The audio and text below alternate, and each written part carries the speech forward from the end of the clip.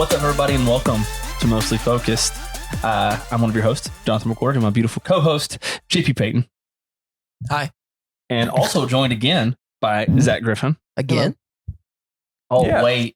So I don't. We popped Garrett Hunt and Tanner Wilson. We popped the proverbial balloon. I don't think that's not what you thought I was going to say. We popped the proverbial balloon on Mostly Film a long time ago because we used to be like, because we record back-to-back episodes on Monday nights for Tuesday and Wednesday. We used to, the first 50 episodes, we used to talk about the second episode as if we were recording it on a totally different night.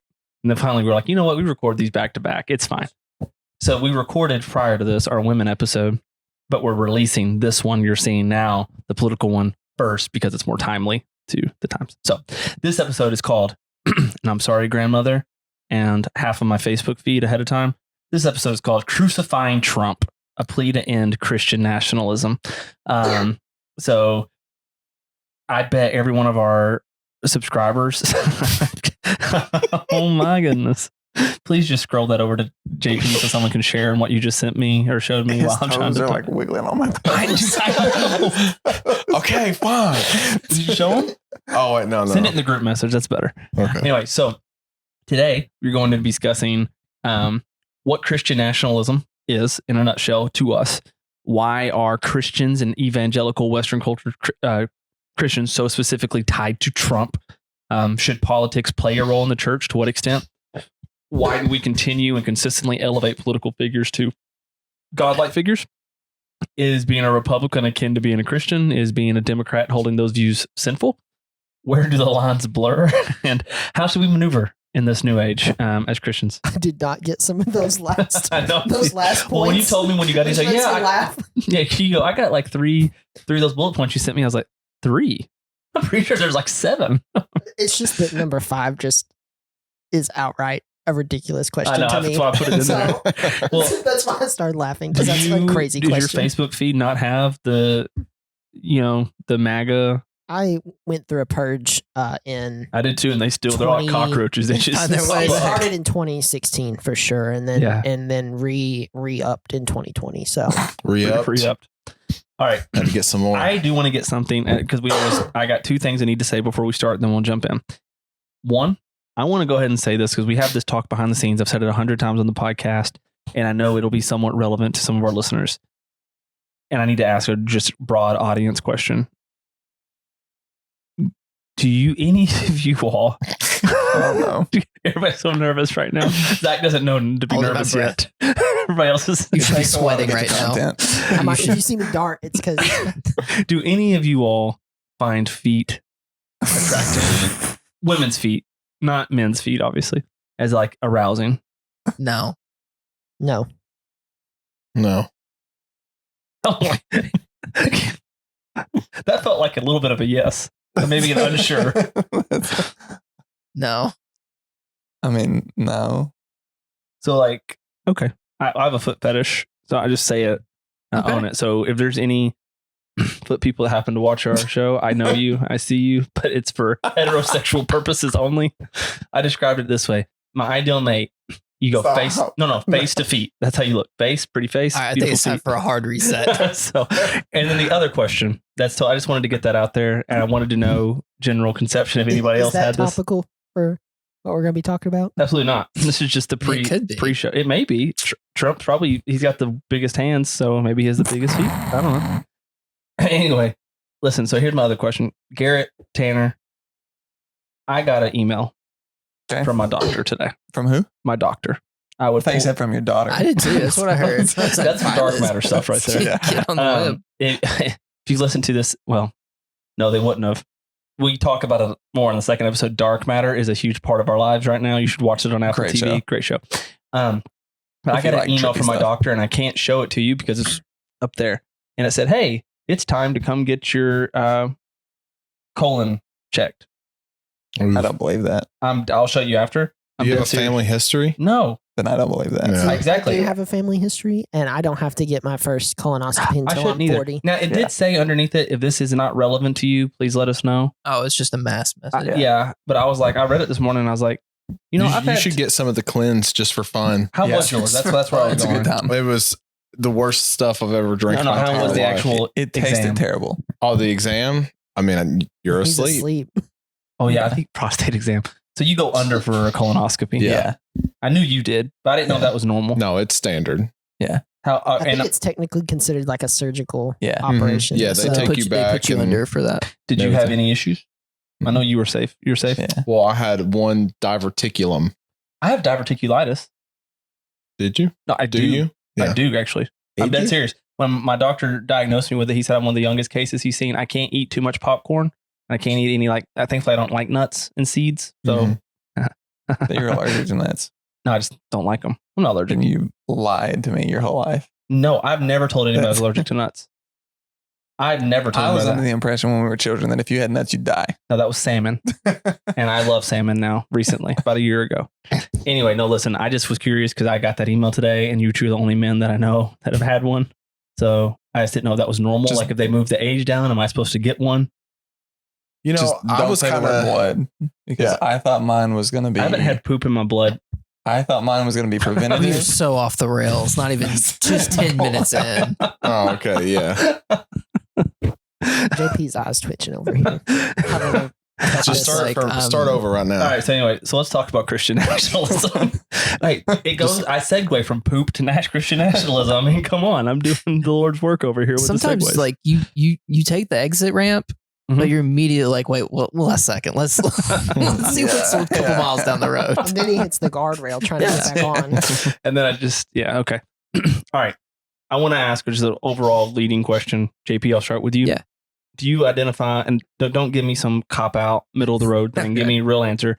Are you more of a conservative or Republican, Democrat, conservative, liberal? I don't care which one of those monikers you we're take on. identifying. Yeah, I want to know out the gate. Okay. I want to know where you I'm identify. excited. And we can further expound that later. I just want to know precursor, no explanation. Are you a Republican, Democrat, liberal, conservative? Where do you land? But just don't give me moderate stuff.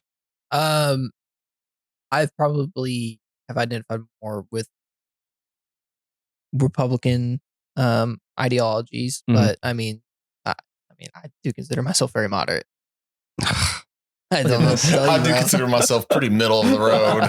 I used to be Republican, but now moderate. So JP, you lean conservative. Yes, Okay, on a lot of issues. Yeah, yes. okay. That's you lean Thank conservative. you. Zach. Thank you for that. I actually dread you asking me this question because having seen people react to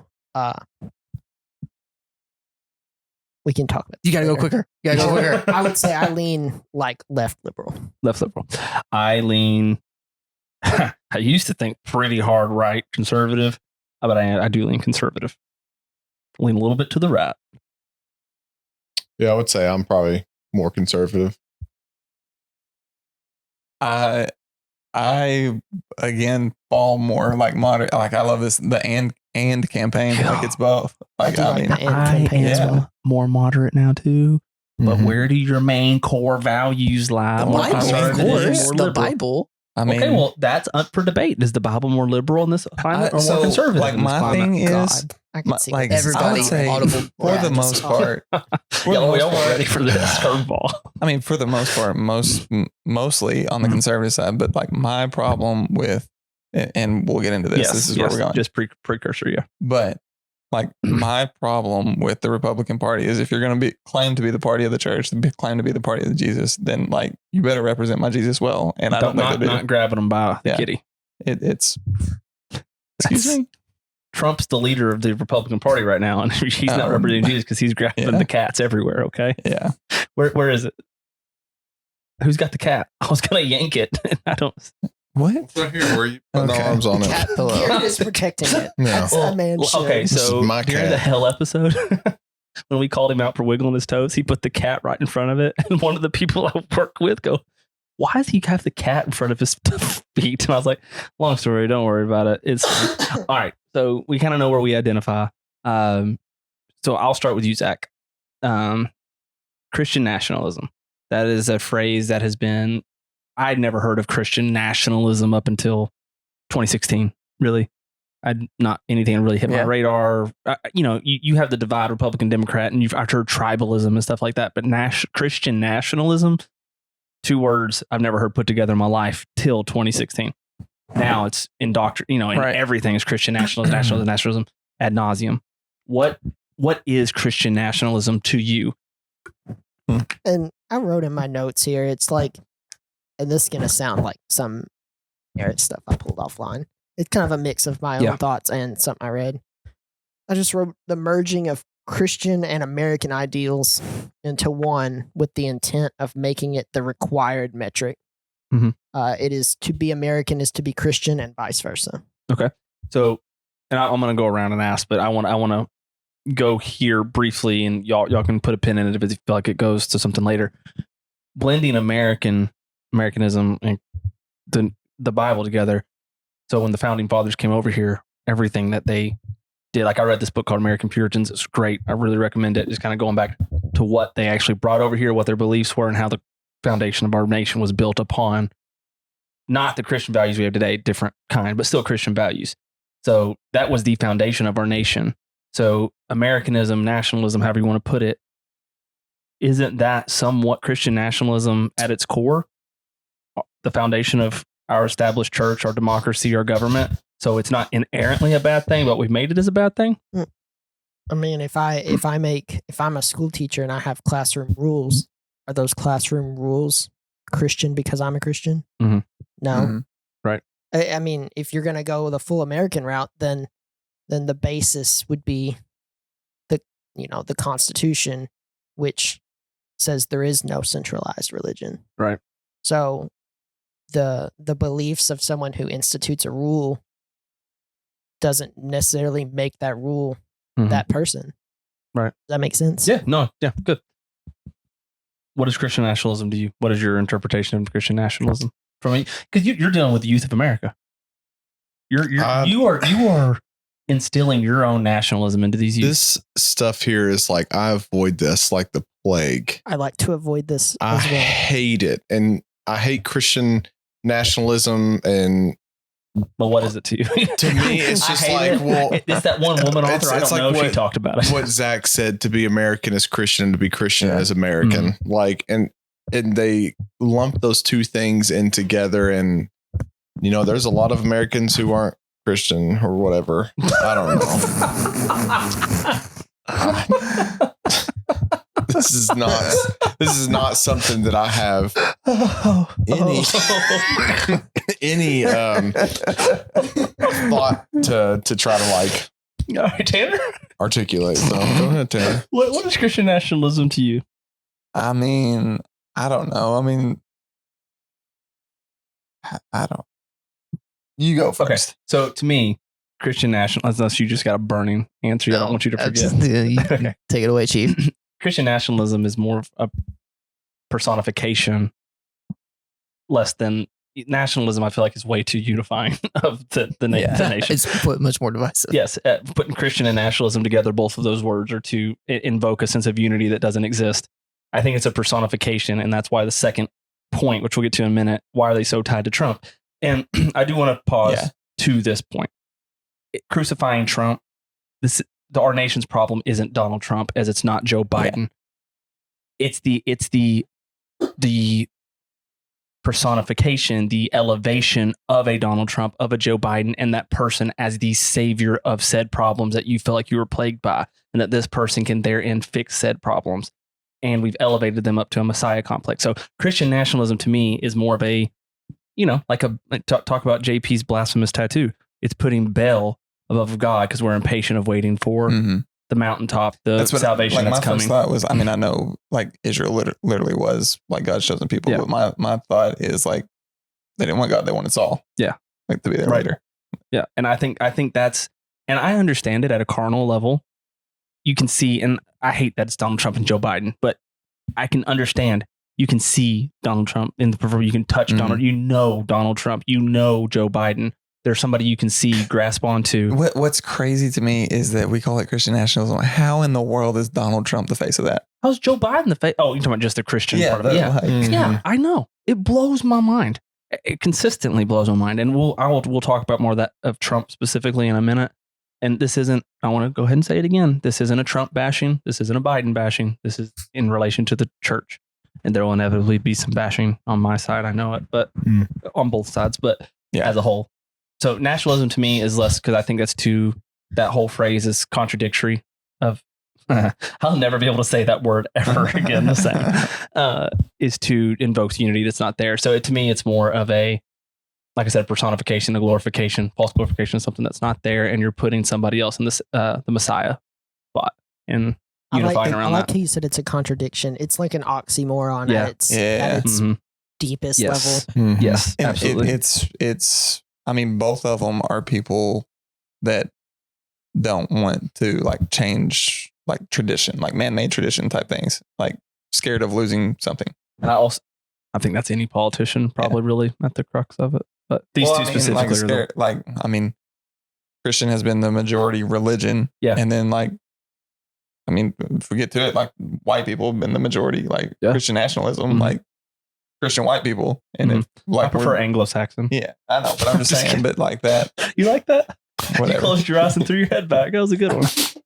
I'm extremely tired. Man's just trying to stay awake. Yeah. These pants are a little too tight. Well, I'll put it here because I knew my legs were going to be open. Dude, I'm telling you, I get these short. Never mind. Go ahead. All right, JP, Christian nationalism. What is it to you? Well, everything you guys have hit on. Garrett.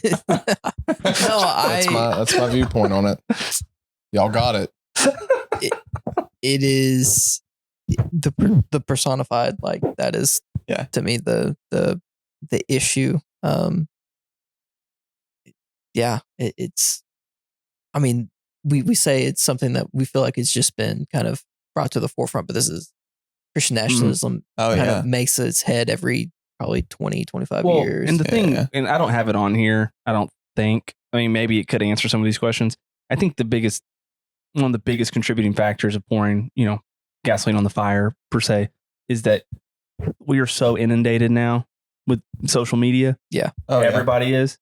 I mean, if you had social media during Nixon and Carter and even Reagan, I mean, there's this big push right now. Like I saw Jamel, ESPN host Jamel Hill, go on this huge Reagan Twitter meltdown today. Yeah. Which, don't come at me with Reagan slander. Come at me with any other president. Maybe I love some George W. Bush, even though he was maybe not as great as you can remember. Rose tinted. So you're a big Reagan's America guy?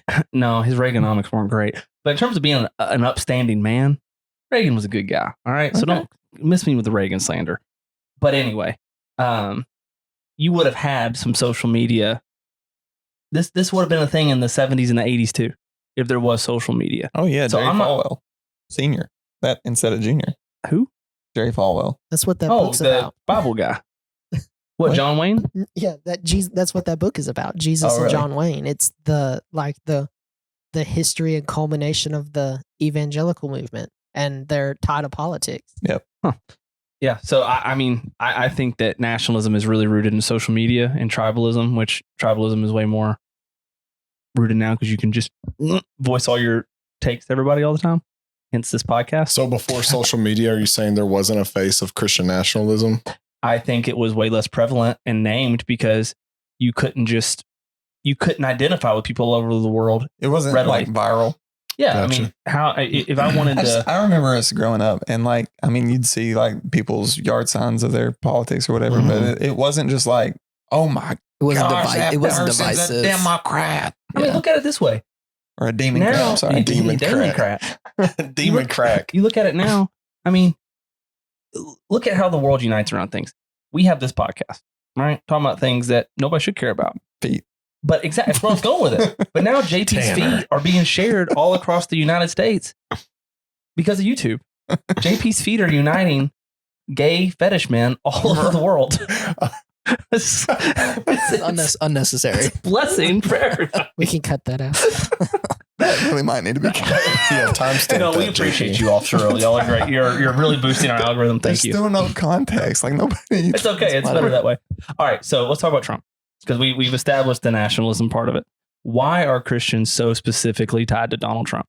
I think because a lot of people came out with their prophecies about Donald Trump and he was supposed to be like this savior. These prophecies, I think they came after. I feel like yes, they all came after. Like who was that big guy during the first election? Jeremiah, not David Jeremiah. His name was Jeremiah Johnson, maybe. Oh yeah. He was a went viral huge on Trump Facebook prophet kind of guy, but it was all during his election cycle, or he had these prophecies. That was in 2020 though, I think, or whatever. One of the cycles. I can't remember which one was. Because like 2016, I feel like it wasn't like this. Yeah, it came and went. And then Trump got president, and it was the end of the world. Yeah, because I don't think anybody thought he was going to get elected. The difference. Really. I was watching the news that night. Go ahead. The difference is Trump tapped a populist a group that identified with them, and the moment, like you're saying, 16 didn't feel like an issue. 16 comes around. Yeah, that whole term, you see him embrace, the Christian groups, and there's the coddling. There's a coddling, and there's like. Well, see, and people say extremists and they you're pandering to the extremes. It's only the extremists. But like, you got people like me, I can't stand Donald Trump. Yeah. I think he's a pompous jackass. You know what I mean? Like, I think he's the worst. Sorry, Garrett's youth group. No, I feel like jackass isn't. It's in the Bible. Yeah. Okay. I'll try to use scriptural language here. I don't even know if they know I do this podcast. Well, now that Zach's on here and you're on here, it's inevitable. But yeah. Anyway, I don't know about which is okay. I mean, fine. it's not too bad. I keep it. I always tell my dad watches them.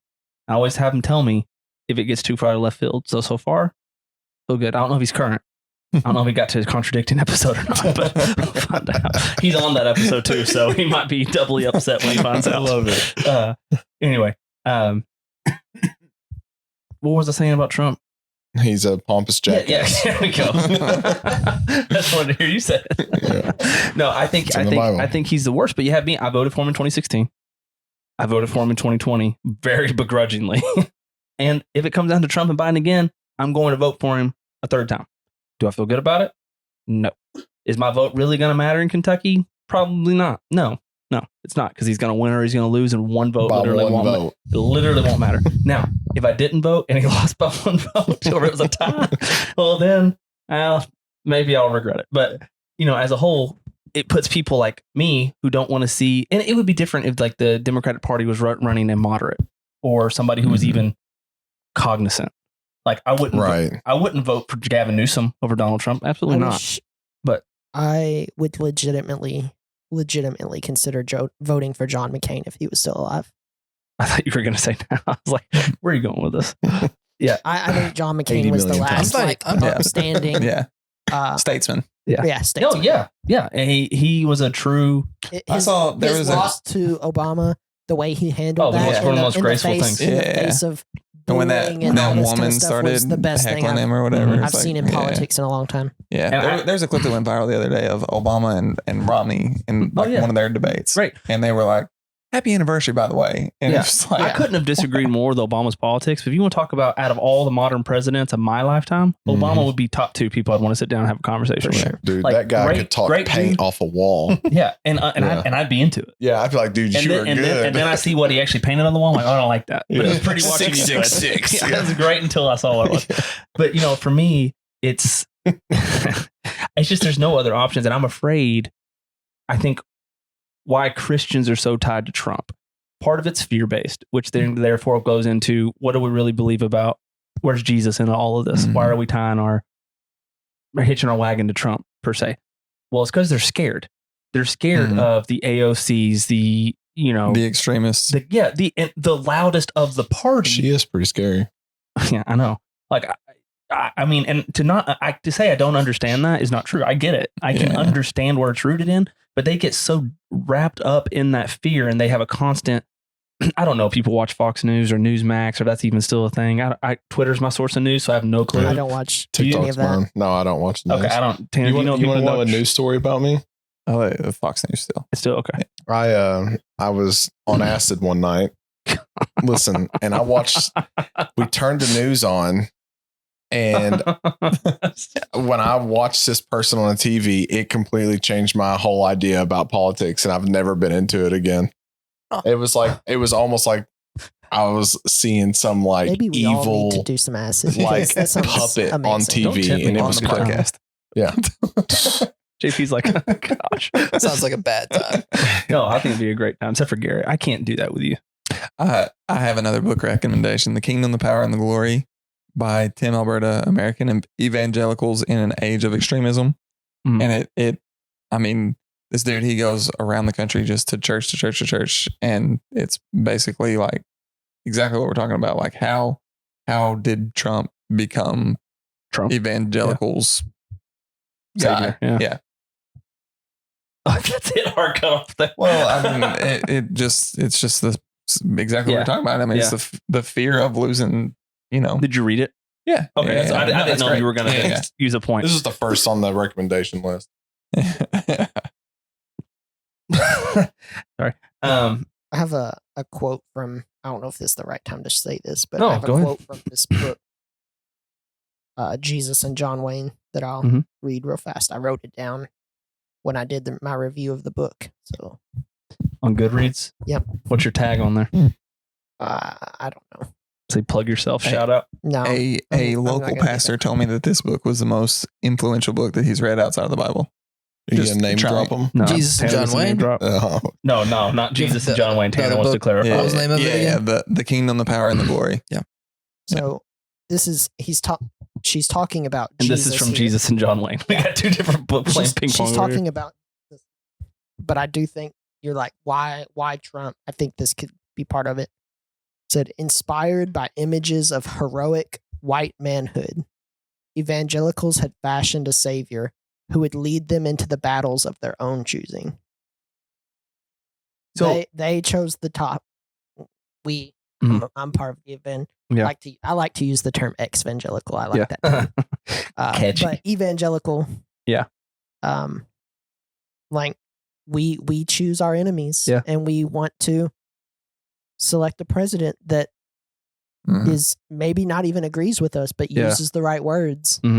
Well, and see, I think the big difference between 2016 to 2020 to now 2024, why Trump?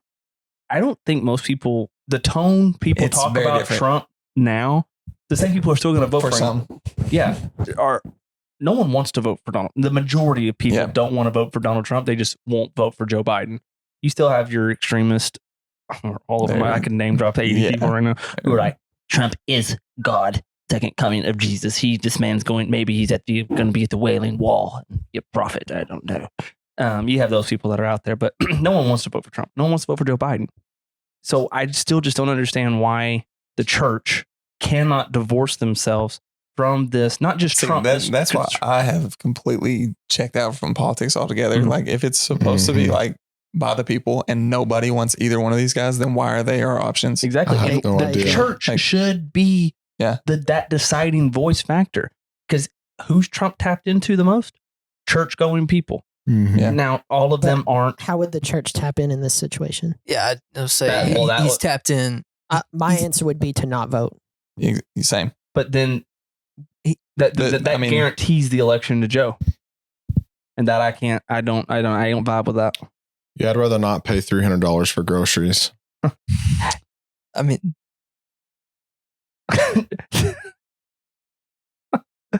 Gonna get into macro and microeconomics on here now. I'm ready for that podcast. I'm not. The Bitcoin Standard by Saifedean Amados. No, I'm out. He's speaking in tongues. I don't know what he just said, but he's edifying himself. No, so Gary, you and me are probably, I think, just gauging the panel, the most conservative here. Why Trump? And what is your take on Trump? I mean, not him as a necessary person, just as the Christian savior. As a Christian savior, I don't agree. Yes. Well, yeah, I don't agree with a lot of things that he says. I would much rather listen to him talk than Joe Biden talk. I don't listen to either of them. But did you watch the debate? I watched some of it. We were in Alabama, and I did not. Yeah. I mean, I'm so far removed from politics right now that I really don't have any good things to say. I think that's an envious place to be in. So, but honestly. To push back to you two specifically. To push back to you two specifically, you're the youth pastor. You're heavily involved in the youth and like middle school. Like you're like the head of the middle school stuff. That's our future. Is the kids that you guys are over and shaping them. Obviously, you don't want to fearmonger and talk to them about politics. Shouldn't be a prevalent conversation. But at what point do you does politics come into play? Like, how do you navigate that? Point to not come into play. Yeah, and when I teach it, this is why I believe we have to teach Jesus so heavily and teach the word so heavily. And that's like when I preached this past Sunday or the Sunday before, like this is what we are seeing. We see Christians raising up this man to such a high level to where like we excuse everything that he's doing. And then we say he's our savior, but Jesus is being lowered down as Trump's being raised. And for me, being so far removed from politics, I'm not going to come into youth and be like, hey kids, I need you to make sure that you vote this way or lean this way because I believe this way as a Christian. No, we're not even I don't even think I've said the word Trump or Biden in youth ever. Here's a thought that I just had, just talking about like him as the savior and just going back to our initial point of what is Christian nationalism. Like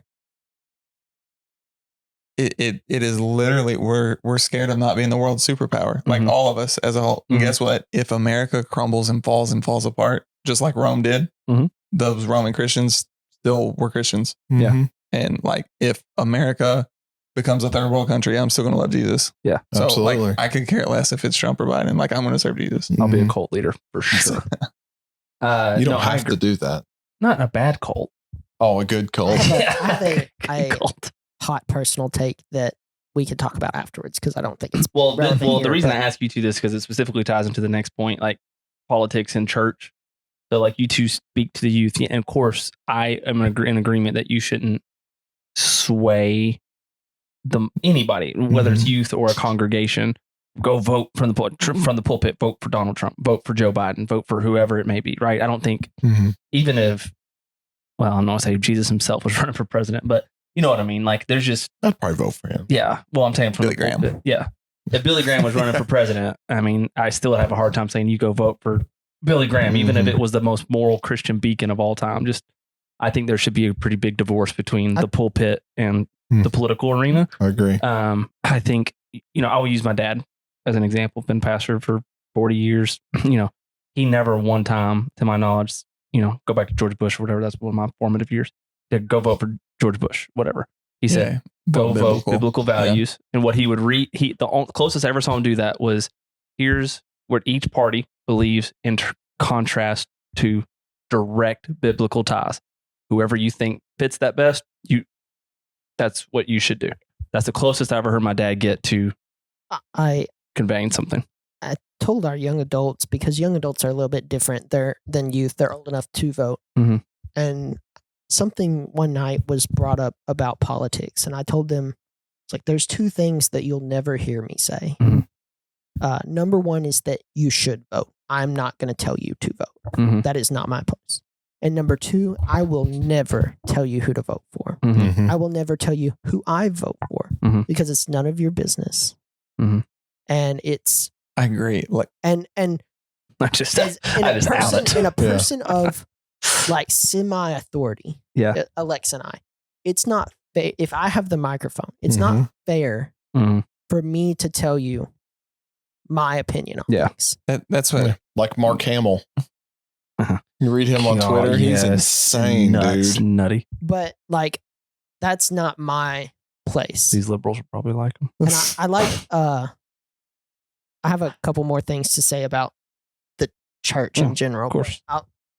He wants to say something. Well, I was just going to say that just like I said earlier, when we didn't know what everybody was voting for their affiliation with it, like you just saw them as your neighbor. Well, that's the thing too. Even if you do, I think people can't talk about it anymore because then you get mad. Like, I don't care who votes for who. Yeah. Like if you, I mean, I remember when we first moved in our house, I went and was just talking to the neighbor or whatever. And he was talking about going on a trip or something. It was like paid $3 or whatever for gas. Remember that next November. I'm like, how did that? What happens in November? He just took a subtle jab at Garrett. Those idiots who say gas is correlated by the president. Yeah. Alexa and I talk about it. I know politics. It's not. I honestly, I do not ask who she voted for, and she does not ask who I voted for. That's how we are. While I have assumptions, I don't know who my wife votes for. She doesn't know who I voted for. I looked over the cardboard to see who Abby voted for and to make sure I erased hers and put the right one on there. That's illegal. I did not do that. I meant to say earlier, it's a cop out. I do consider myself independent for the most part. RFK. I would love a third party more than anything else in this whole world. You heard his voice. It's so bad. No offense. But I make it a point Can't help it. because can I do my little here? Yeah, sorry. No, not that. Sorry, I'm doing my corner. He's channeling Abby. I'm trying to go off right now. And let me finish. Let me cook, bro. But ooh, brother. Oh, dang. See, that's why Abby doesn't like it when I do that. A spiel. You said You were getting ahead of yourself. You and Alexa wanted to know if you could go ahead and do Yeah, it. so we don't talk about how we vote because it really isn't my business. I don't control her and she doesn't control me. But I consider myself independent, and I make it a point that every election, because I don't believe that either party can be or should be called Christian party. I make it a vote. I make it a point. I vote for every party. Like when you do it, like when you do, okay. Yeah. So if I vote for the president on one party, then and it goes down to congressman or unless it's someone that I vehemently disagree with, I try to make it a point that I vote both parties because I think both have. Yeah. So you believe in the checks and balances system through I and through. believe both parties have values and stuff that align with what I believe. And for me to say like this one is completely lost or this one is my only hard. I have two hard political stances. Can't wait. Number one is that election day should be a holiday. Amen. That's hard. That's I hard. haven't worked the 4th of July, so You'll never see me not vote faster in my life. Hard number two. You make it all. Yeah, is that you should not be able to vote straight party. Those aren't near as radical as I thought they were going to be. They're not. But those. I was ready for you to say everything else can be something crazy. I'm willing to negotiate on, except for those two things. Okay, I'm good. I have no qualms with that. But either of those. Well, because I think once you get out of these main two running, everybody else is pretty much palatable in some degree. I'm becoming more and more ranked choice. Another thing that has made me just completely check out with politics is Matt Jones on KSR. Yeah, he was considering a run for Senate and he did this like boot camp thing. Yeah. And they told him there literally like they could care less about his beliefs. How much can you fundraise? Yeah. Like that was the only thing that he was taught. Tree fitty. Yeah. And like, so it's all about the money. And like, that's funny.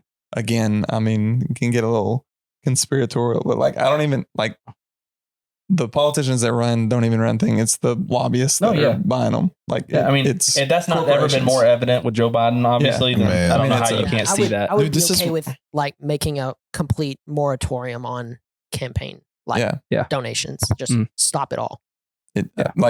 I would be okay with that. This is why I have no opinion on these things. Because it doesn't matter. It doesn't. And I look, what makes me think about Nebuchadnezzar in Babylon? Leaders are going to be put there and God is going to put them there. I'm not saying that we shouldn't vote because I don't know, but I look at this stuff. I look at Pharaoh in Egypt, Nebuchadnezzar, Saul. I mean, these leaders get put in positions and the story's not about Nebuchadnezzar. It's about Daniel and how Daniel responded. Yeah.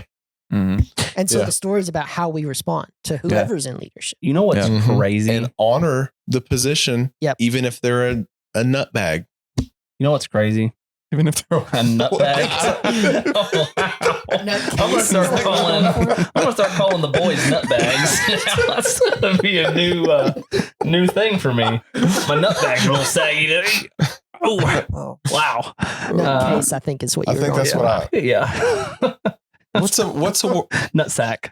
Listen. This is when we know the podcast has gone too long. Is when we start making up words. That's true. It is always the second way. I was about to say, you know what's crazy? What? It's nothing to do with nutbags. This is your first election you can vote in, right? It is. Okay. Oh, shoot. Yeah, and I probably won't. We all believe that Jesus could come back at any time. I hope he does right now. I hope nothing else and nothing more in my life that you go vote for Donald Trump and then the Lord comes back It just has the ballot right on the white throne judgment seat. It's like your first vote ever. This is what you do. Yeah. Then this is what you do. Straight to hell. Straight to hell. Only you though, because it's your first vote You're ever. fired. So you You're get fired. Yeah. You get to heaven. It's actually Trump. It's like, you're fired. Yeah. All right. 50% of the population be excited. I'd like to say at least my experience with politics in the church. Yes, that's what I was about to rally it back in here. And I say this out of great pain. I've never actually verbalized this to anyone but Alexa. Oh wow, we're first. But in 2016 and 2020, I did not vote for Donald Trump either time. Yeah. And I got on Facebook. Oh no. Both times. And I saw people that I go to church with, people that I love and love me, say awful things about me because of who I didn't vote for. No. They made these but it was definitely generalizations about people who didn't vote for Trump. Yeah. That's why I deleted Facebook for a while. I deleted the list because it was so like heavy on my mind all the time. But I was told like indirectly that because I didn't vote for Trump, that I didn't love my wife, that I didn't love my daughter, that I was a pedophile, that I didn't love Jesus, that I wasn't really a Christian, that I hated America. These are coming from people in our church or in the church that I know. I was called all kinds of awful names, all because I didn't vote for someone. Yeah. They don't care who I voted for. Right. Because I voted for two different people in those two elections. Yeah, and that weren't Trump. And that's the thing for me with all of this too. Like, I unfriended a lot of people. Same thing, but I saw it on both sides. Obviously, because you have the extreme. There's very few moderates out there anymore. At least because you know what the moderates are doing. They're just minded their business, going like y'all are crazy. I'm just chilling over here. Yeah, like because I'm the opposite. I didn't vote for Biden either time. Or who did I'm sure you've seen Clinton or it was Clinton and Biden. Yeah, I've seen the opposite side from people in church. And even if I wasn't gonna vote for Biden, I'm begrudgingly on each. What is that? I don't know what Garrett's showing. See, Garrett just interrupts the podcast. I mean, he's the worst. It got to this point of like, it even made me start to question, like, if I legitimately needed prayer for something, like if these people knew this about me personally, like, would I be able to trust them to actually pray for me and mean it? Right. Because to me, I don't see how you could have such whiplash. Yeah. If I went up and I said, hey, like, I need your help or I need you to pray for me. And then in the same breath, I said, I didn't vote for Trump. And I made them face all those things they posted about me. Like, who said these things to you, Zach? What's left for me to do? Like, is this someone that I can actually lean on? Yeah. Because it's obvious this is what they think about me. They just don't know it's me. Yeah. Right. And I really like sat with Alexa on the couch and I like just cried because I was like, these are people that I love. Oh yeah. And they hate me for something that's ridiculous. People are just stupid. And they don't, and that we throw love around so flippantly. I had an issue. I think I've talked to a couple, Tanner, maybe specifically. I think I've talked to you about this. I struggled with the whole word love for a while. Like, I love Abby, and I didn't have Violet at the time. Obviously, I love my daughter. But you go past that stretch, like at the time, I'd be like, I love Tanner. But do I really love my grandma? Do I really love my grandpa? Do I really love, my mom, dad, my sister? Like, what is love? Because I feel a stronger love. Like, at the time, I'm not, no Diddy, but like, really love Tanner Wilson. Like, love this man. He's my best friend since, third grade. And like, I feel a more familiar brotherhood love with him.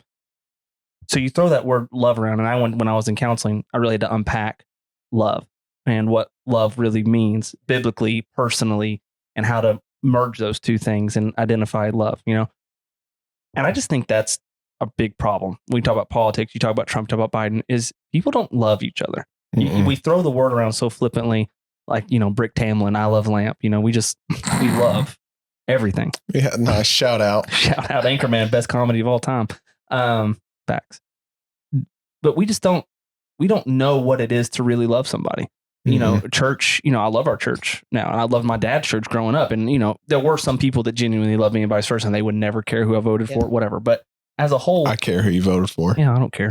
Go to your head. I care. 90% of the people we all go to church with, they don't love you. They don't love Garrett. They don't love me. I hope that's not true. It is true. Love is too personal of a word. They like us. They love us as far as what our church relationship when I left the church I came from. Now you have a prime example of that. And came where I'm at now. I realized that people only love you when you're in their vicinity, when you're in their circle. And if you leave and extend outside that circle, then they don't care about you. If you leave to go somewhere else, they don't care. Yeah. And same, people only love you if you love what they love. How many people have reached out to you since you left after a little bit of time passed that you would say loved you? What are you talking about? Yeah. Yeah. Sure. Try not to be overly negative. Yeah, that's what I thought. Very few. And that probably fell off after just a little bit of time. That'd be my guess. I don't know if at all. Exactly. But you would have said prior to that, they love you and you love them. Yeah. Exactly. You only love somebody that's in your vicinity. That's not love. That is a transactional love. I'd like to say that on the responding side for myself, I had all these questions of like, do they really love it? Like all this kind of stuff. And it's I noticed it start happening of like when I would see these people or see them on Facebook or whatever, like the first thing that would come up would be anger or, rage or disappointment and all these kind of things. But there was something that like unique happened that it was God. It had to have been. Yeah. Was that I saw one of the people that had said something hurtful. I saw them at church and I felt nothing but compassion or love. And it honestly shocked me. I was like, what is this? Like, I should be mad, but I wasn't. And I haven't been since. Yeah. What I've experienced in my life when it comes to that stuff is that like, that's maturity and growth, and that's the same grace and love that you receive from the Lord that you are able to give to others, that even in the face of them being derogatory directly or indirectly to you, you could say, you know what? And there's points in my life now of people who have talked bad about me to others and stuff that when I see them, I feel bad. Like I feel bad that they are in that condition to hate me for being just like alive, You're going to love this, JP. You want to know why I let this go on this tangent about love? It's exactly why we keep elevating these political figures to godlike figures. We don't have that community. We don't have that love. We don't have that connection. So we grasp onto the next best thing that speaks to us that we can rally behind and find a community. We rally around. Yes, the closest thing that we feel like we can have with like-minded people that connect to us. And right now, that is politics. That is the most polarizing, united front this nation has. Now, when I say united, it's not like a foundation. It is it's like the united. It's like the house of sand. Doing biblical there. But it's a house. It's a structure. You can see it. All these pieces of sand work together to make a house. You done it. But that's only as strong as the first wind that comes down. And I think a part of it is, why do we keep elevating political figures to godlike figures? What role does the church play in this? Talking about that, the community. COVID killed it in a lot of ways. Like, we have community. And Zach, I'm glad you're here. I've gotten to know you this last year. But community wasn't meant to be, in one of the books I'm reading, Live No Lies by John Mark Comer, community wasn't meant to be your group of friends. That's great to have a group of friends. Community is the church. That is a body of believers. Look at the group of the disciples. I mean, how different they all were. Yeah, and there were more than 12. There were 12, the core 12 disciples. I mean, the two that, the political ones, of course, Matthew, the traitor to Israel, and then Simon the Zealot. Just like they've shown in that would be the equivalent of like hard right, hard left. Right. Exactly. And yet how we don't know if they got along, but how did they still move forward? Right. Jesus. The common uniting factor. The common factor. I love how like The Chosen depicts that and then how Peter and between Peter and Matthew. Yeah. So how did we shift that? Because that's what the issue is. We've shifted our eyes from Jesus to Trump. And now maybe we covered that at the beginning. It's tangible. You can see it. We don't know any other way to move past it. We've prayed, or probably haven't prayed right. But and I think a lot of these people who have latched on to this current version of Christian nationalism is because a lot of these people have felt unseen and unheard, or they've been disinterested or whatever, and they've had a window of opportunity for their voices to be heard. And instead of looking to a God who is trying to, show grace and mercy in truth and love, we see a figure who is willing to speak boldly and rashly on our ideas of truth and righteousness and enact that in our life in a way that allows us to sit back and partake in it without any cost. And to piggyback off that, we as a church are notorious for picking like groups of people that are like they're sinful. Yeah. And so when we get that unison, when we get a politician that says they're the bad guys, then something clicks and it's like, well, if they think that and the Bible says that makes them on our team Christian. Well, where did this begin? Like people say that you blow the metaphorical dog whistle, whatever. I don't know what that was. And he came bounding over. You know what video that is? Oh my gosh. Okay. I just wanted on just like the love, and you said, where did it go? And like, that's the way it's supposed to be. Like, one thing that I really struggle with, like, is fighting, like, just the, like, I don't know if prideful thought, I think like Lecrae lyric, he said, don't nobody know God like I do. And, but I just think like, how many people are really just pursuing Jesus and like to be Christ-like and to just like really walk this thing out as much as he can? Or like, is Jesus number one or is America number one? I think it has to be America. Now, granted, my dad, I'm going to play devil's advocate with my dad. And I get that. And that's like, shout out Lynn. The problem that I have with, like, there's legitimately good people and like people that I know that like love the Lord that are still brainwashed or whatever. Yeah, my dad keeps going back to, he goes, the people that because I mostly focused when we first started it to now. Yeah. I was way overly cynical of the church of a whole. Yeah. Like I was just really. I was like, this dude hates the church. I did. I was really letting out some repressed feelings I didn't realize I was doing then. I've kind of balanced back out. Yeah. My dad always says, quit lumping in the broad church with all the stuff. You were talking about, like tonight, we were talking about the loudest subsect of people on each side. Westboro Baptist. For every one MAGA red hatter, for every one blue donkey. I don't know what they call liberals. I just see the donkey. I don't know blue. I don't know what they call them. Sinners. You like liberal Democrats. Yeah, Democrats. For every red hat and the Democrats, there's also 5 people on their knees praying that you don't see, don't hear, who are praying for the nation to be better. So I'm not trying There's to. a lot more Daniels than Nebuchadnezzars. But yes, and I just don't know how you break this cycle, or if we are just, is this just the natural progression towards revelation? And I'm not getting an eschatology here. I don't want to do that. But like, is this a ship that can be righted, or do each side really genuinely? Can that be stalled? And is that why, talking about Trump specifically, they hold on to Trump? Like, he is the last bastion of a tangible form that can give, like, let's look at Supreme Court justices. That's what a lot of the rational Christians are like, dude, we hate the guy, but look what he did last time. These justices are actually making some conservative, wherever line you line on, they're making conservative things. They have the majority. Because if he gets it again, Thomas and what's his name are going to step down and let Trump appoint 2 more, and then the Supreme Court stacked for another 60 years. In a conservative way. And that from a Christian's mindset could think, oh, this is going to be great for religious freedom. This is going to be great for abortion. It's going to be great for whatever XYZ Christian political party line you want to go down. Like, I understand that rationale. I get it. But is it too little too late? Like, does it matter? So this is not really church related, but I'm reading this book right now called The Sovereign Individual.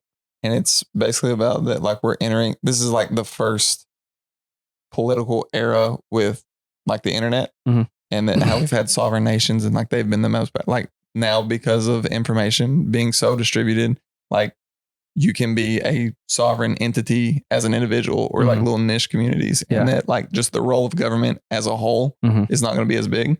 And like just going through like just the stages of it's almost like a history of government. And as it's projecting, it was actually written in 96, and just like the foresight of where we are now is very profound. But like you can just kind of see that like we're in a completely new era of how politics, of how government, of how everything works. And like it's just this huge rattling and shaking, and we don't really know how to navigate that. Yeah, I agree. I don't either. And that's why I understand the attraction. I just don't know how you break that attraction, because it's obviously toxic. You know, how do you get rid of it?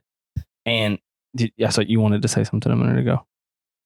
Well, don't you think throughout all of history, and then like look at scripture, that people want to follow a person, you know? And I think about Saul, and like God wanted Israel to follow him, but the people wanted a king like everyone else.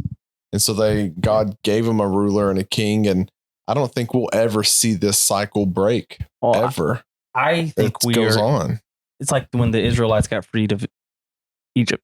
They wanted to go back to Egypt when things got a little difficult. They couldn't wait. Or like when Moses was on the mountain, they got tired of waiting for Moses to come down. They built a calf.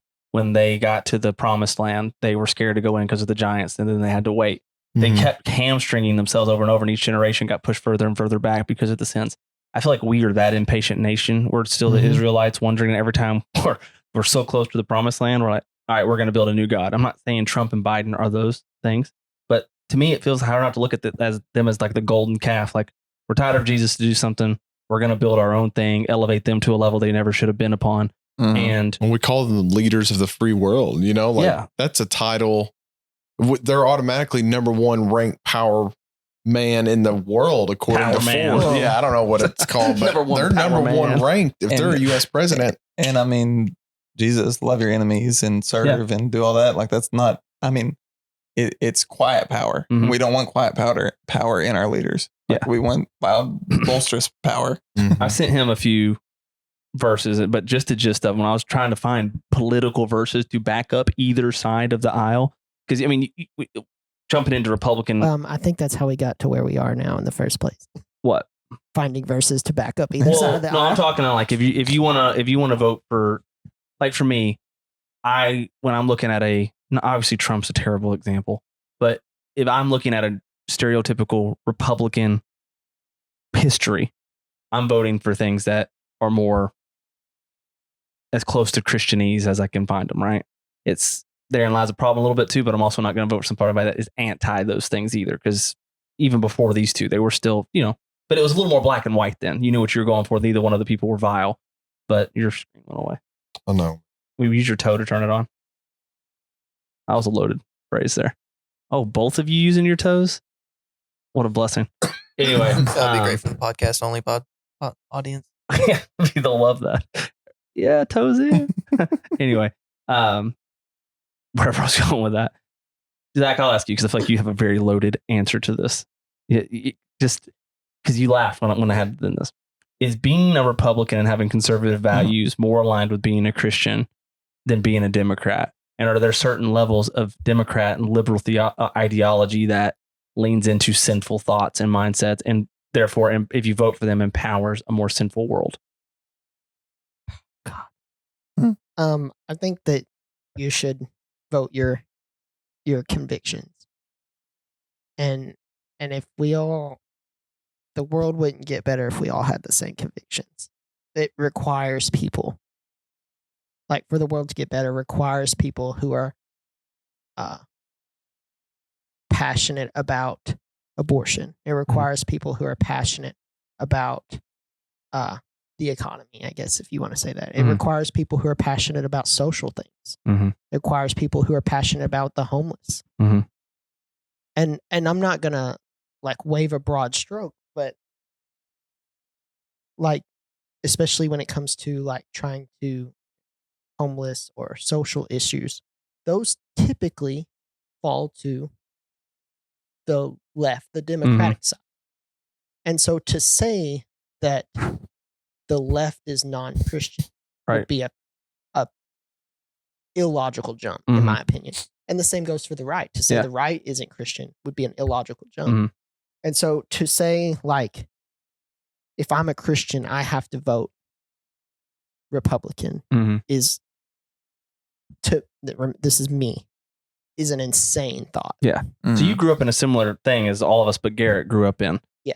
Was it kind of synonymous to you growing up that the Republican Party is the Christian party? Very much. Okay. Yeah, same. And JP? And so I have okay. Yep. Roger that. I have a quote I like to.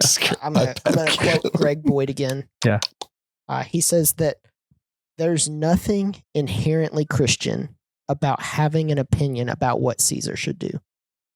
The fact that you remember that off the top of your head is just mind blowing. And he says, when you take one thing and you say, this is Christian, he said, by default, that makes everything else not Christian. And then you have this divide in the church, in church leadership, even, of what I believe is, like, I know what Christianity is. I'm a Christian. Yeah. If I differ at all with someone, since I know I'm Christian, that makes them not. And that's where you get into a situation like that I was struggling with people posting on Facebook calling me not a Christian. And so, like, there's nothing inherently Christian about having an opinion about politics. Yeah. And so, is Republican Christian? I'll say no. Is Democrat sinful? Or is Democrat Christian? No. Like, it doesn't even require both. A binary system is insane. Yep. I have wanted, and again, this is me having an opinion about what Caesar should do. Yeah. But like me, well, it's impossible not to not have that opinion. Politically, as an American, I want 5 or 6 parties. Yeah. We should all just vote Green Party and bring Ralph Nader back. Call today. I want ranked choice voting. Nader, I haven't heard that in forever. Yeah. As an American, I want ranked choice voting. That has nothing to do with whether I'm a Christian or not. What's ranked choice voting? If I have 5 candidates, Garrett just voting now, so he. Yeah, he needs to know. I say, hey, there is a communist party. Don't vote for this it. Is who I would. Socialism. This is who I would vote for first. This is who I would vote for second. After, when the whole country votes, the people with the bottom get knocked off, and those votes move up to your second place or your first place. Yeah, and so like a snake draft of Wow. And it would be like a truly like almost popular vote if you wanted to call it that. But Trump. So to answer your question, is he lost the popular vote that year? Christian? No, I think that's in 2016. Yeah, he won. He lost the popular vote, didn't he? He got the electoral college. He got the electoral. I think that Christian. Not to bag on your podcast hosting skills. I think it's a dumb question. Oh, it is. It is a dumb. Yeah. No, it is a dumb question. No, it is a dumb question. I know. That's hints exactly. I don't want to say the name. Someone on my Facebook almost posted this verbatim, then went on to a rant about how voting for Donald Trump is the Christian thing to do. What's that church in Tennessee with the pastor? Greg Locke. He says, if you voted Democrat, leave this church. Yeah. You only let people in with a Starbucks cup because that's that's an insane take. And I know he's an outlier. Lost popular vote. He's an outlier, but that's fine. I just want to make sure, bro. So I would like to. Can I answer? We didn't actually answer number 3. Should politics have any role in the church?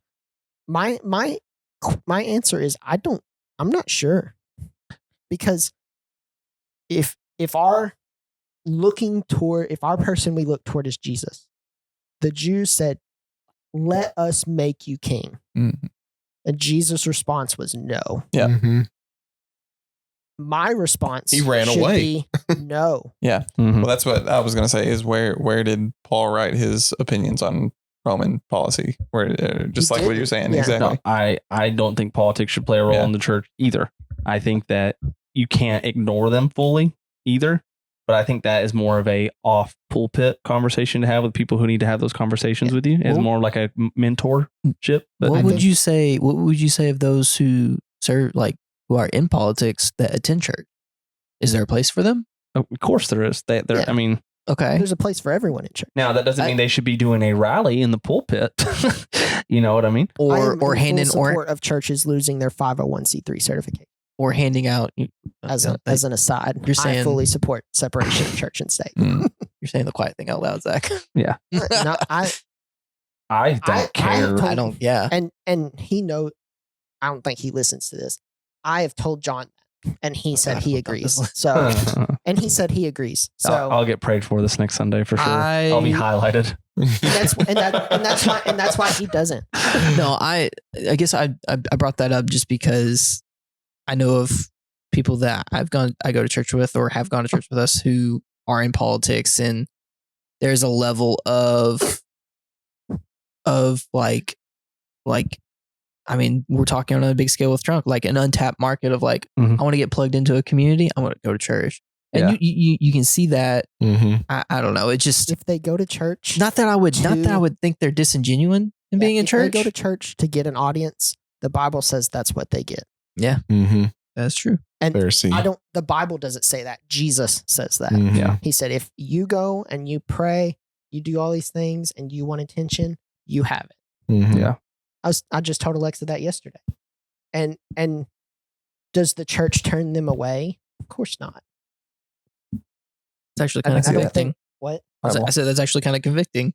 Yeah. Because there's so many times that we just want to look at people. You want an audience? No. I'm saying there are people. That's shocking. No, there are people that you can see in a church. So like, they're obviously doing this for an audience, but there's a guy there right now. And I've talked about our young adult. We've talked about this. I've actually taught it in middle school too. Like Jesus calls them hypocrites in Matthew 6. But that word hypocrite isn't like how we would use the word. Right. It literally means actor. Yeah. Like they're there to have an audience. They are getting their reward. And I say, let them. Yeah. Yeah, for sure. I want you to tell me, because you're your first time voting. You didn't grow up with an indoctrinated worldview of politics and Christianity. I think your perspective is very refreshing. Of like, I don't know what to think. I think that's amazing. But I want an answer with this question. I don't want to. Psych. Yeah, that's nice and all, but no, I don't want to. I don't want that. I want, because it's not. This isn't a bad answer one way or the other. I am curious for someone who didn't grow up being told Republican is the Christian way, Democrat is. Now, old Democrat people didn't say it was sinful. Nowadays, that's being preached more and more because Democrats of the 90s are way different than, because now it's conservatives and liberals, extreme, whatever. When you think about who you're voting for, take Donald Trump out of the equation. You just look at the core values of Republican Party, Democrat Party consistently across the board. Why do you decide to vote whichever party you lean? I know you lean conservative, so let's start with what you said at the beginning. You lean conservative towards Republican. Why do you lean more that way as opposed to as a Christian man who's voting for the first time, if it was any other candidates? I mean, really, I guess just my family has kind of leaned that way. Why? Because they've been Christian. I would like to say that's a lot deeper answer than you realize. Yeah. So, and I know that Jonathan was going to say that same thing. Yes. That's a telling answer. Yes. Why do you, Garrett Hunt, as a grown man, would identify more with conservative values than liberal values? I believe more conservative values line up with scripture. How? Well, because I have my preloaded answers, but they were drilled into me and I've had to unpack those, then repack the suitcase. I don't know. I think of like pro-life, I just feel like that's what Christianity would lean more to. So I don't really have a whole lot. That's just what I did give you like a hotspot magnifying glass, like Garrett, tell me. Yeah, I mean, as a man, just trying to stay awake right now. Yeah, like, when I look at like, I don't have necessarily an opinion.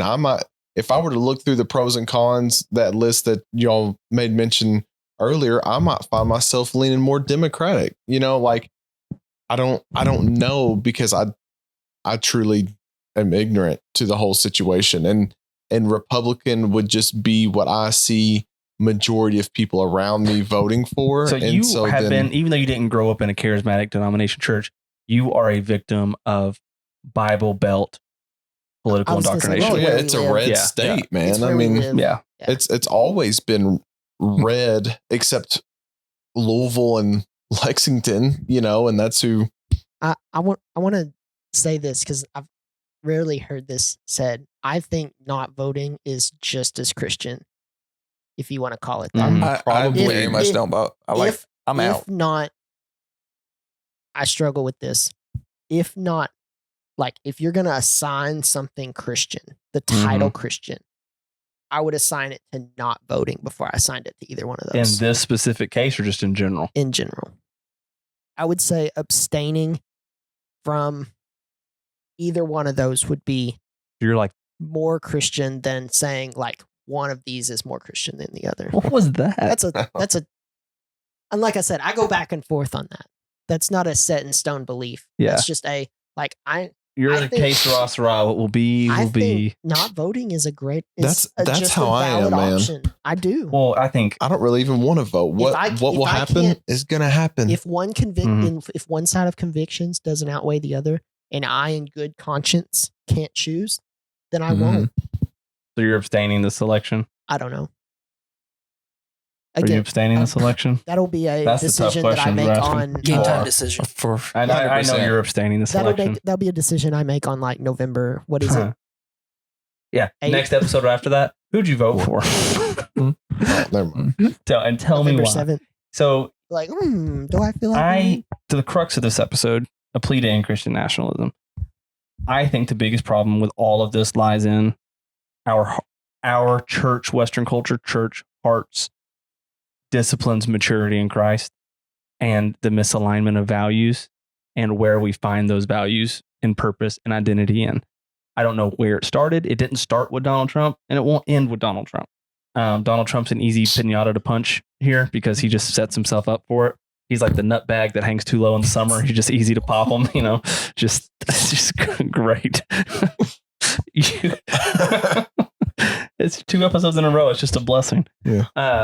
I think the way to end Christian nationalism is to get back into the scripture and actually understand and learn the scripture and the identity of Jesus, which I feel like at the end of every episode we've had almost so far, our answer to every conflict we've brought up is knowing the person of Jesus and understanding the person of Jesus. And that is the cure for all. I hate when people are like, Jesus is the answer. I think that's such a cheap answer. But I mean, I do also think that there's truth to it. Yeah.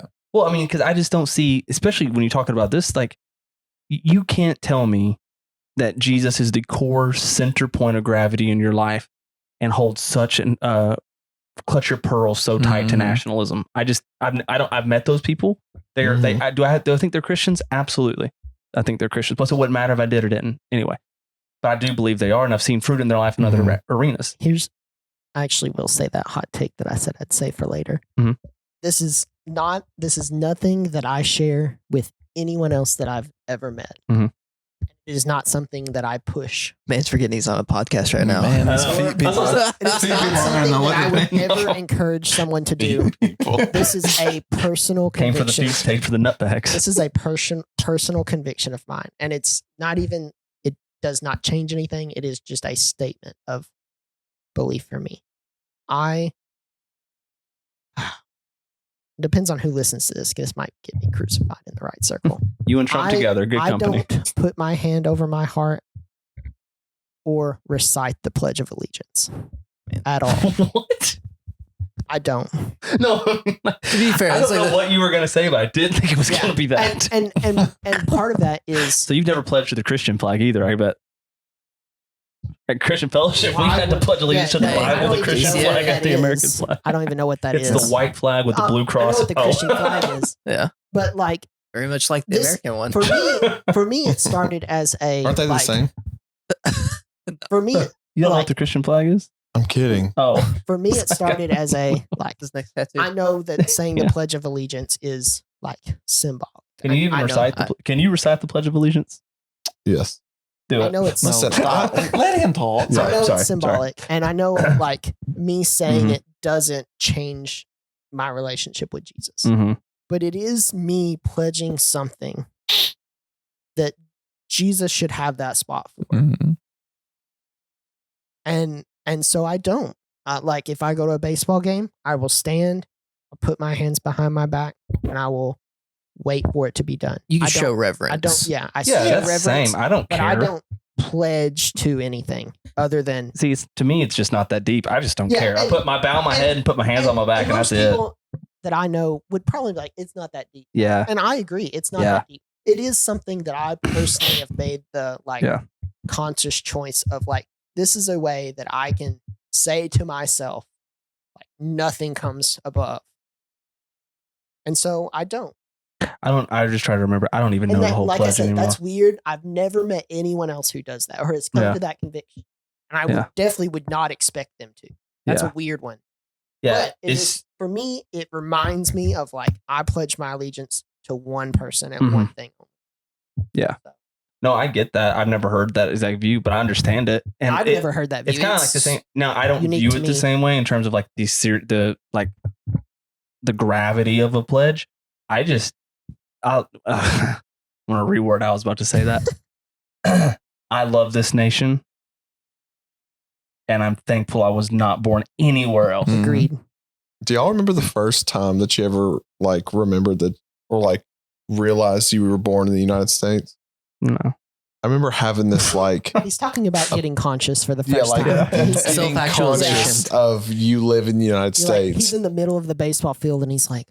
No, we were driving in Benton in front of that Dairy Queen. And I was like, no, I mean that Burger King. Me and my mom. And I was just like I live in the United States. Yeah, it's where the shows. Yeah. Used to be like, in there. Who would I be if I lived in France or Spain or like that's where I was going. I love this nation. I'm glad I wasn't born anywhere else.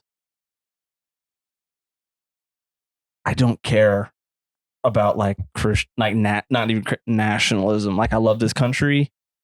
I am glad I'm not anywhere else, but I don't have like this deep allegiance. Now I don't want the NSA to come at me and say like this is a Russian surrogate. That's not the case. I would die for the no. I don't know. What's awful? Like I just don't have that. You know what I mean? Like I would die for Christ and martyrdom, but the whole American thing. I don't. How it was seeped into the church, like you're saying. I could go on a whole nother topic on this. That's just manifest destiny. Yeah. Okay, Kevin Costner going. Yeah. Sorry, what were you saying? Well, I was going to say, I love America and I love the idea of America. And it's so sad that it exists. Now, now my train of thought's gone. Bye-bye, puppy. Look, there went the train. Did you see it? Right in the nutbag. Yeah. No, but like the whole idea of America is amazing. And that's what I love. And that's what I want to stand on and believe in. And where we've seen everything go now is the idea of a nation that accepts people and, you know, is looking out for your best interests. Like that's something I want to fight for. That's something I want to stand for, especially if a lot of the foundations of America came from Christianity, which they did, you know, but now it's to a point where it's bastardized. It's so far from where it started that Christian nationalism doesn't necessarily mean the exact same thing that it did in the beginning. I mean, Jesus is a mascot. Yeah. Yeah. Not a fan. We reference it like every other episode. Kyle Ottoman. No, like good. What is a bastard? It's a child born. It's half.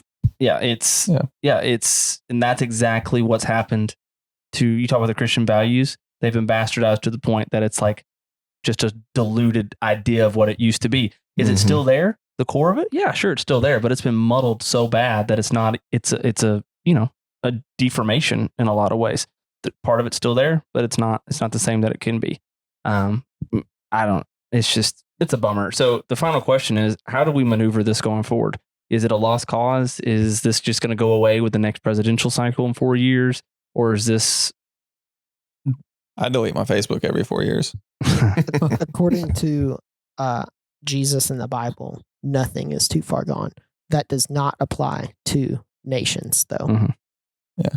So, because I've mentioned this earlier, but never expounded upon it. I sent Garrett a bunch of scriptures because my phone's up there recording. Everything about when you talk about trying to figure out politics and backing it to scripture, it says to obey the authorities, respect your government, pray for those in leadership, respect your government loosely. And I mean, it does tell you Christ first. Give to Caesar what's Caesar's. Yes, and don't betray your biblical conscience is loosely kind of what it says to a degree, but it also says don't give it to anarchy either. So I think that's kind of where I think Christians need to kind of pump the brakes. Like, hey, listen, do you believe in Jesus and at the end of the day he's God over everything? Great. Then I was wondering how your shin's got to be dying. Well, it was fun until you got right there on the bone. But if God's really in control and is he? Because if you believe that God is really in control that I'm gonna do terrible things to you, then none of this matters, and it shouldn't matter. That's why this whole 4 years ago, I was way more into the politics stuff than I am now. I still thought Trump was an idiot, but here's a question for us to think about. If we truly devoted ourselves to Jesus and Jesus's teachings, how long before the nation would turn on us? Oh, quickly. Mm-hmm. And that, I have a quote, I don't know who it was from. That'd be the best thing to happen to the church. But it said, if the sole content of the gospel is that Jesus forgives us and one day we get to go live in heaven, Rome doesn't care about that. What gets Rome's attention is the idea of allegiance. Mm-hmm. Where does my allegiance lie? Mm-hmm. That's what scares Rome. Yeah. And I think if you put a lot of the modern church today, like you put all these, I hate to harp on Trump but that's our demographic. That is where we live. That is who we are, just shoved all the time. Everybody's a Trump person, right? So just hence the name crucifying Trump. Crucifying the spirit of Trump, the ideology. The fifth time you've justified this title. Yeah, I know. Well, I just keep thinking some people I love are really going to have a hard time with this title. They don't listen to this. Some of them for sure do. I know for a fact. This is my first time. I don't know. Yeah. I pretend like nobody listens. Yeah. And then you got to. I hope nobody listens. And then we have that one guy I text y'all about that we all know and respect who cannot wait to listen to our episodes. Yeah. So, you know who you are and we love you. We appreciate you. And I didn't give you the cold shoulder at the golf course this weekend. Yes. Now you really know who you are. So, that narrows it down. That narrows it down to one person. Anyway, what was the question? Oh, okay. Crucifying the idea, the ideology of Trump, not Trump the person, but there's a personification of Trump, this MAGA movement, all that kind of stuff is getting rid of that idea and replacing it with the way, practicing the way. You're reading it. The truth, I read the it. life. Yes. Is just putting all your faith and trust in Jesus. And I just don't think people do that. And I think at the end of the day, you pull all this away and there's persecution in the church. All these people who are, Trump, he's saving the church are going to be the first to fall away and abandon their faith when things get hot and difficult. I stand on that. I have no doubt about that. Because you know what we've been doing? Well, this sounds arrogant. So take this with a grain of salt because I don't mean it as bad as it's going to come out of our mouth. I'm sure. Yeah. But everybody else has been over there, starting this little social media civil war between two parties. Real Christians have been out here building a real foundation and following Jesus and sheltering for, storing their grain in the grain house for when persecution does come. We're ready. And then we're going to be like 7 Joseph. years of famine. Yeah. And come on, boy. And then all of our Benjamins are going to come back to us and we're going to be like, maybe I'll be gracious enough to let you into this Jesus camp. Are you admitting to being a prepper? No. Doomsday prep. I would love to be a prepper. If I had the money to prep, I'd prep. I know of at least one instance around here of a pastor teaching about end times and rapture. Preparation natures. And encouraging people to buy supplies, which does not make sense. Sorry, they have chronic hemorrhoids. So it's funny. It's fine. With the preparation age. All right, repeat that about. I said I know of at least one instance of around here of a pastor teaching about end times, and the result being members going and buying a bunch of supplies and stuff, which again is crazy. Yeah.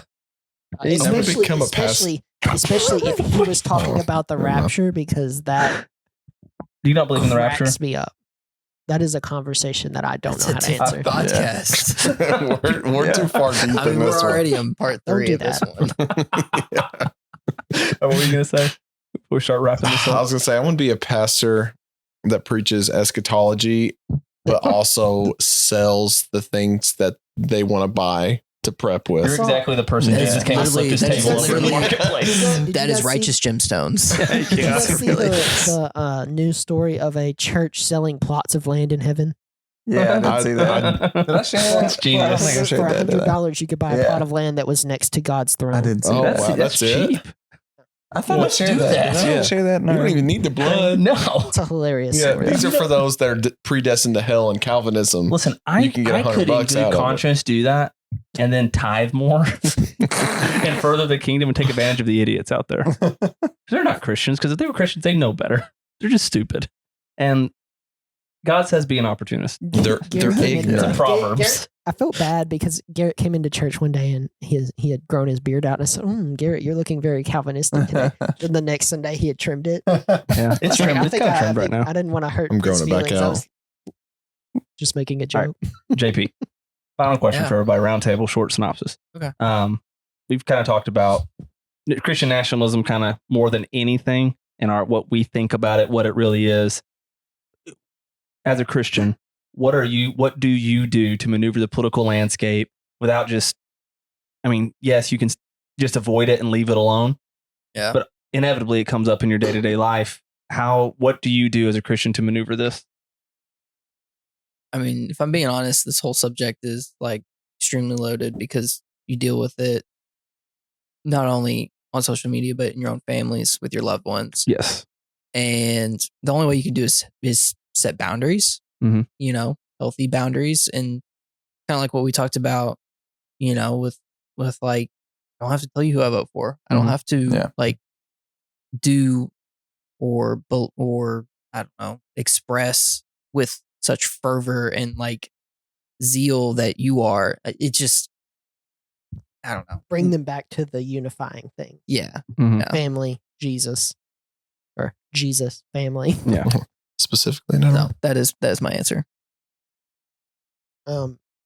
Strive to make my life produce the fruit of the Spirit. I don't know if you can produce the fruit of the Spirit and do the things that we've been talking about tonight.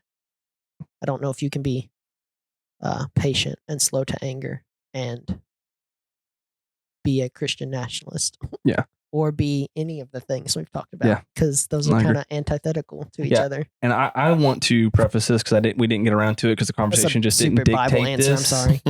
The conversation didn't dictate to have this conversation. While I have my significant issues with Donald Trump and extreme conservatism, I also do have extreme reservations about liberalism, far left wing, as do I. Liberalism that I think is just as, and to me, if not more detrimental. I'm talking about the extreme versions of it, detrimental to any society, including ours. And I don't think that, I think Joe Biden's America is just as bad as parts of Donald Trump's America. And I've always said like the Democrats, like it's obvious the flaws. Yes. Like, yeah. We never said that. Yeah. I wanted to make sure that this is not me because me specifically, I have very strong beliefs about both things. And I wanted to make sure that's clear. Another way you can move this forward would be to not make assumptions on someone's salvation based on who they vote for. Oh, sure. The fact that the 2020 election really did that for me, people did that. That's crazy. Are you serious? John actually said this from stage one day, but I told him, I was like, when business people debate your idea and they don't like it, they question your idea. Christians don't like your idea. They question your soul. Stupid. Which is horribly true. Yeah. I can't wait for our next episode. It's talking about sins, which I've been... Really? Because I thought it was about women. Oh, yeah. Well, maybe we'll release the women one first. It depends on. Maybe we won't release this one at all. No. This one I'm excited for. This maybe one. this one's just No. This one's I'm excited for us. No. For the Patreon. This Patreon. We're all taking our socks off at the end, so that's the Patreon exclusive there. Podcast equipment should cost $1 million. Yes. All right, Garrett. How should we maneuver? Well, I guess how we always end our podcasts in a sense of tying everything back to Jesus and Zach how doesn't we like should. that answer though. That's fine. I said it was truthful though. Yeah, and that's what I feel like we've done really good this season, especially as everything is tied back to Jesus. Everything points back to Jesus, and we should maneuver, with perspectives of people who don't vote like you. Doesn't mean that you should bash them and question them, and people who do vote like you shouldn't elevate them to a higher standard above the Lord. And I think when we go and look at everything, Jesus says that I give you this new commandment to love one another as I have loved you. And I can't love one another if I'm bashing them on social media because everybody's or had whatever. a different perspective and a different life, dude. Yeah, it's like the Jews and the Gentiles. Just because you vote, going back to the biblical days, just because you vote for a Democrat doesn't make you a Jew. Okay. You know what the point I'm trying to make. Never mind. Yeah. And Garrett, he even says that the way that people will even know you're Christians in the first place is how you love each other. How you love each other. Yeah. Like I said, I've pretty well checked out of politics, and among some of my, it's probably a hint of like pride and that I probably need to work on, but just some of my other studies, like I see just the entire political arena as theater, and I don't take it serious. Yeah. Like I see them, they're puppets, and it's the general populace, I believe, is being manipulated to fight with each other and not worry about other things. Is it fixable? Because you're more like, what if a group of like us, we just made a think tank, like, you know what, we're going to start a revolution, like the Boston Tea Party. I'm not going to keep it. Okay, never mind. Well, I know it's this is important. Midnight. I know, but just give me that thought while he pulls it up. Well, I think that's why people love Trump so much, is because he represented something. He represented counter politics. He's not a politician. He's a businessman that came in there that rubbed all the politicians the wrong way, and they were trying to crucify him. And then he comes alongside and says, I'm a Christian. And then we love how Jesus was one to do that as well. He came in and he completely went against the culture that the Jewish nation was portraying at that time of power and authority, and revolutionized everything to where we talk about it now, Sounds like you're making a case for Donald Trump and Jesus as well, I'm just saying that's why people are equating Trump with this Messiah figure. He represents something counter to everything that we've known, and people are fed up, and they got someone that can get them to, just unify. Worse, that he's a narcissistic sociopath. Yeah. Which they're good at. I'll tell y'all off pod. Oh, okay. I don't feel comfortable putting it out there. All right. All right. So he don't want them after him. All right. So to close, the final thought here. Politicians are not God. They shouldn't be your God. It's not that serious, bro. It's just not that serious. So whether you're a liberal, you're a conservative, you're a Trump or you're a Biden, or you just don't care one way or the other, just get plugged into church, get plugged into a community. Don't have a bunch of yes men think tanks. Have someone who challenges you. Listen to Mostly Focused. Shoot, yeah. Shoot, yeah. Shoot, yeah. Yeah. No, just grow yourself in the scripture first and foremost. Spend your time in prayer and just grow. John 15. Just read that chapter. And then as you do that, and as you grow, then develop your life. I really want to understand. Yeah. So NASB Bible. That's what I use. I just got a new Bible for the first time in like years. I've been using the Living Bible, and I've loved it. My favorite paraphrase. And it's the best. God loved everybody. He sent his son. All right, we got to go. It's midnight. All right. So this has been another episode of Mostly Focused called Crucifying Trump, a Plea to End Christian Nationalism. We had a great time with everybody tonight. Everybody say goodbye. Bye. See you later. If that's not the screen grab for this one, I'm going to be devastated. Bye.